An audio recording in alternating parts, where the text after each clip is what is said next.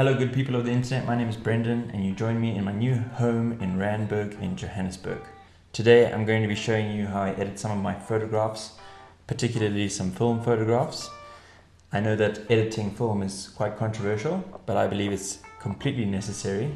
If you want to print your own work, you're going to need to get the dust and the dirt out of your shots. I'm also going to be showing you some tips and tricks that I've picked up along my journey with Lightroom. I'm still very much learning Lightroom. I've been using it for a couple of years now, but I'm learning new things every day. So today I'm going to show you a little bit of how I edit some of my photographs. Maybe you can pick up some tips and tricks for yourself. Alright, so this first photograph is a portrait of my sister. I shot it on my Mamiya RZ67 with Portrait 400. The black borders that you can see is basically the film lab leaving in the full picture, just to show that they didn't crop in anything. So the first thing that I'm going to do is actually crop in and get the actual aspect ratio I want, getting rid of some of those borders. Okay, cool. So now I like to hit double L, my key command double L, and that will open up this lights off view, which is just the picture on a white background. I love to look at the picture's color like this. I can do a nice assessment. I can see what's working, what's not working color-wise, and it gets rid of all the noise on the side. So in this particular image, what I'm going to do is I'm going to take away some of the blues. I'm going to take away some of the greens in the background and in the shadows. I'm also going to bump up the warmth just a tiny bit because on the day I remember it being a little bit warmer and a little bit brighter than what it is now. I might work with the contrast that's already there, but all in all, there's not much I'm going to do here. Rather, I'm going to focus on fixing up some of the dust and scratches later with a spot removal tool. First thing I'm going to do is I'm going to add just a tiny bit of warmth into the shot. That's quite nice. This is a JPEG image that my lab scanned for me.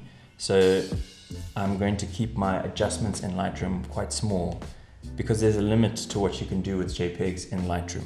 I'm happy with the exposure, I'm happy with how it looks. I'm just going to increase a little bit of the contrast. And then I'm going to drop my blacks a tiny bit. That's nice. Drop my shadows.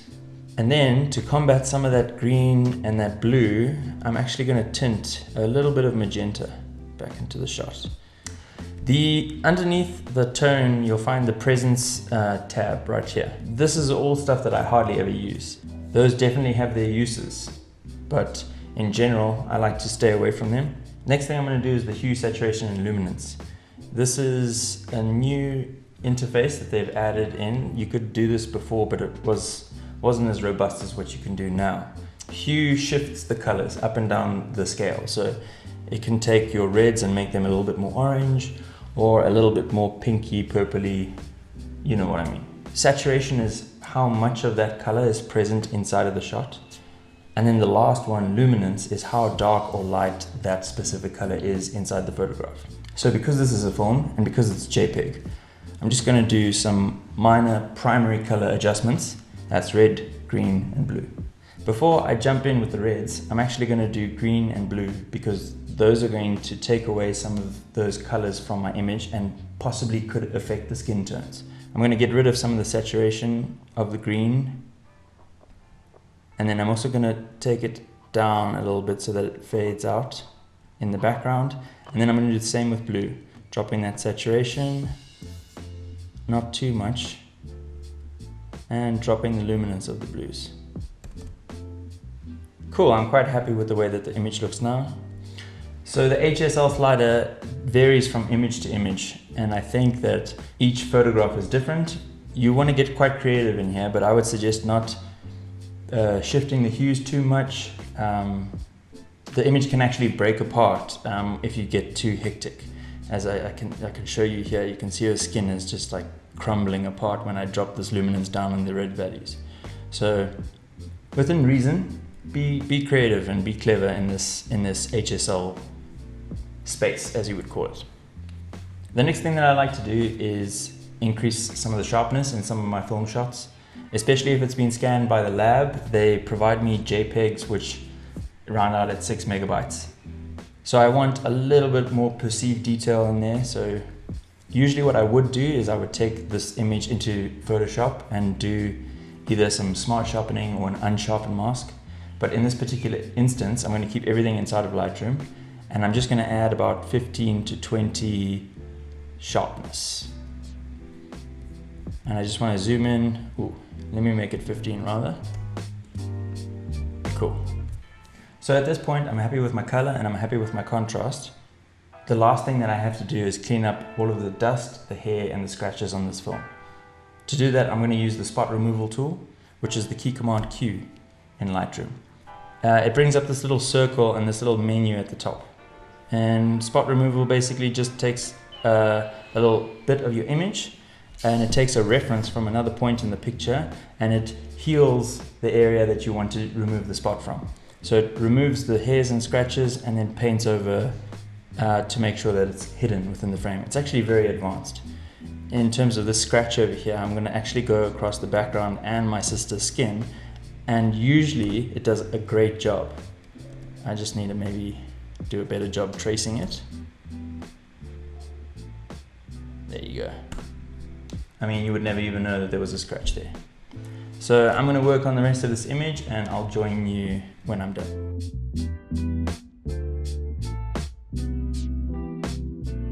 Excellent, I'm finished and I'm really chuffed with the way that this scrape came out. I'm just going to show you the before and the after.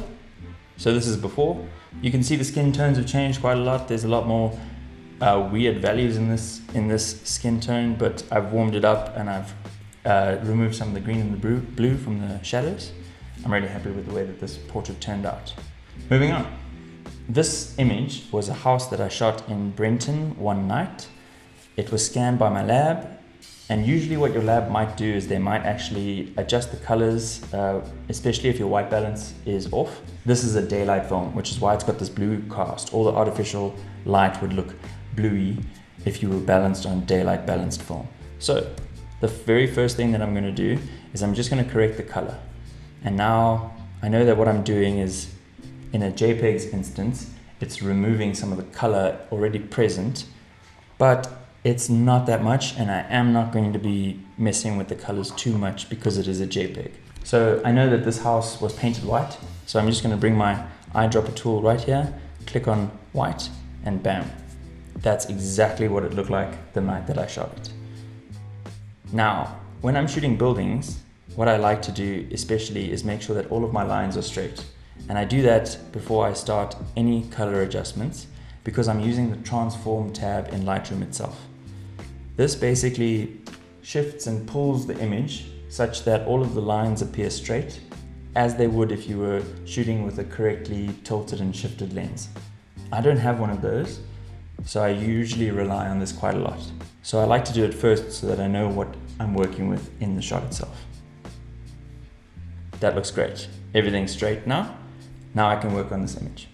So what I'm going to do here is I'm going to play with the contrast, not too much, bump the highlights a bit so that the stars in the sky pop a tiny little bit, drop my shadows just ever so slightly, and that already looks quite nice. You'll see that in the front of the foreground here there's some grass. I'm going to shift the greens again a little bit towards blue just to make them look natural, like how they looked on the night itself. I might actually just drop their saturation so they're not too distracting, and their luminance as well, just a smidge. And that's that. I'm going to do the spot removal tool, just clean up some of the dust quickly, and then I'll show you the final picture.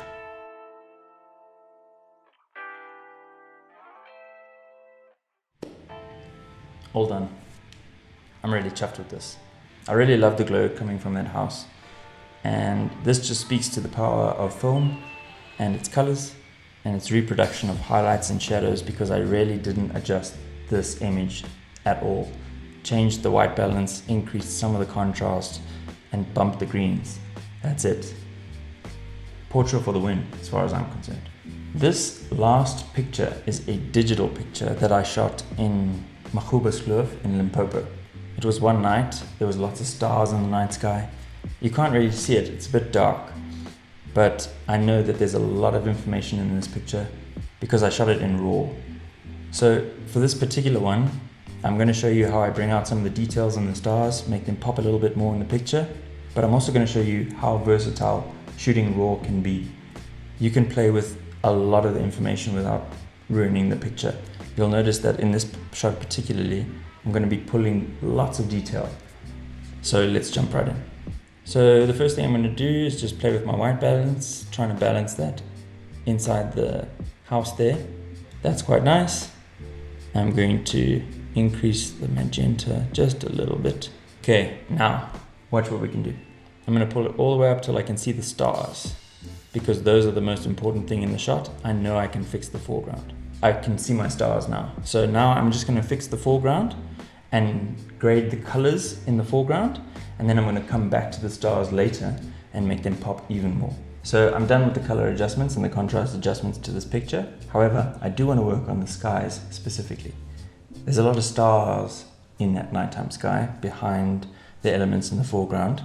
And now I'm going to show you how to use your paintbrush to pull out some of the detail in those stars. So we're going to hit K on the keyboard, and it's going to bring up the paintbrush tool, which is this side in this little menu over here. And I'm going to paint the whole starry night sky. Quite exaggerated at first, just making sure I'm painting everything. Let's see what we can affect here. If you hover over the paintbrush, it'll show you the areas that you are actually painting. So I'm going to paint over here a little bit, and then I also want to make sure that I'm not getting too much spill into this area here. To remove some of the areas that you've painted, you just hold down the Option key on a Mac. I think it might be the Windows key on a Windows. Don't quote me on that, just get a Mac. Okay, cool. Now that I've painted the night sky and I can see the areas that I'm wanting to edit, I can actually make some specific adjustments just to that level of the photograph. So really what I want to do is I want to darken the night sky itself and make those stars pop. So I'm going to decrease the exposure on this image, maybe play with my little adjustments here. Just do that a little bit, make it a little bit more blue. And now I'm going to come over to the highlights and make them pop.